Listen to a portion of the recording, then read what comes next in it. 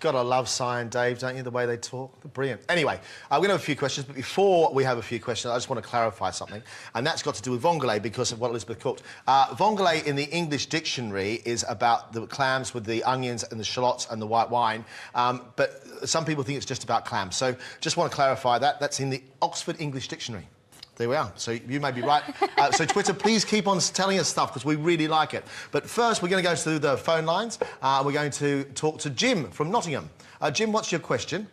Morning, guys. Yeah, I bought some octopus this morning from the market. I want to prepare it later, but it's obviously quite sort of squiggly diddly, and I don't know the best way of cooking the recipe. Octopus 8 ways, get it? Yeah. Right. So you can boil it in hot water for about 30 minutes, depending on the width, but until the tentacles, from being quite curly, they sort of go floppy and soft. That's when it's ready. Olive oil, paprika, salt, that will be the Galician way. Wow, that sounds pretty good, doesn't it? And what about heaven or hell? What do you reckon? I wrote heaven for this. Oh, thanks. You're a very, very nice man, and have a lovely Saturday, won't you?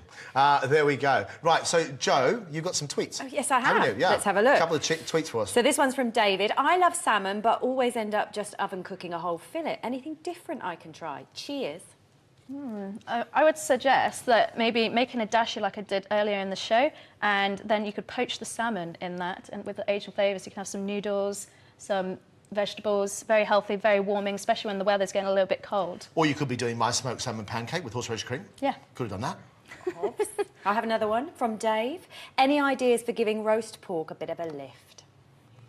Well, yeah, absolutely. Well, if you have it already cooked, I would do a nice glaze with some honey, a little bit of vinegar, maybe some apples, and just pour it over the top so that it has a bit of a sweet and sour and fruity. Lovely. Yeah, I just say roast potatoes.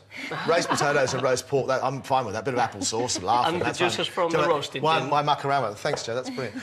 We're going to go back to the phone lines. Our next caller is Janice from Stevenage. Morning, Janice, how are you? I'm very well, thank you. Good, and what's the question you've got? I have a leg cut of goat's meat, bought from my local farm butcher. I've never cooked goat meat before, so I'd really be grateful for some suggestions, please. You're a goat person, aren't you? Are you cooking Definitely goat at the thing in Trim and Brewery in October? No, I'm not doing the goat at the Trimmer, but I just cooked a goat, 3 of them actually, earlier in this week. I had to hold one up. It was quite heavy. Isn't it Goat-tober? It is Goat-tober indeed. It's true, it's Goat-tober. Yeah. Right, so what do you say with goat then? If it's a whole leg of goat, then I would just treat it exactly what you would with lamb. So pierce it, stuff it with some garlic, rosemary, even cover it with some hay, because that hay, when you cook it, really complements the sweetness of the goat meat. And then just cover it in foil and then put in the oven, like 160 for a couple of hours until it's just falling off the bone. What do you think of that idea? Sounds fabulous. And talking about fabulous, what do you want Jo to have, heaven or hell? Well, I'm really sorry, but I love my dessert, so it's going to be hell, I'm afraid. We are over. We're over. I hope your goat's horrible. Well, anyway, we've got a phone call from far away. Rosemary from France. What would you like to ask, Rosemary?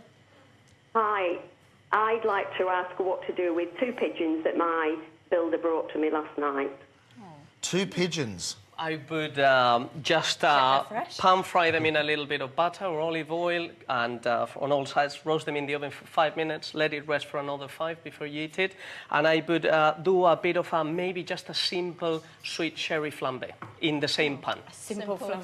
Yeah, I love it. So it's really easy. good. So I easy. always think with things like this time of year as well, you look out the window and you get inspired. You know, autumn colours, mushrooms everywhere, Yeah. and if you start to use those colours and those flavours, I think you end up with a great dish. So for me, it's mushrooms, lots of onions, and maybe a bit of root veg, all in a pot, roast them on top of that in the oven, and done. As you say, don't cook them very long, but I mean, a pigeon is a very, very lovely thing. Yeah. Very lovely thing. Yeah. OK, so Rosemary from France, tell us heaven or hell for Jo? It'll be heaven from me. Thanks, Rosemary. Brilliant. Good, there we go. Well, there we are. It's now time, of course, for the Omlin Challenge. It's the first... Sorry, it's...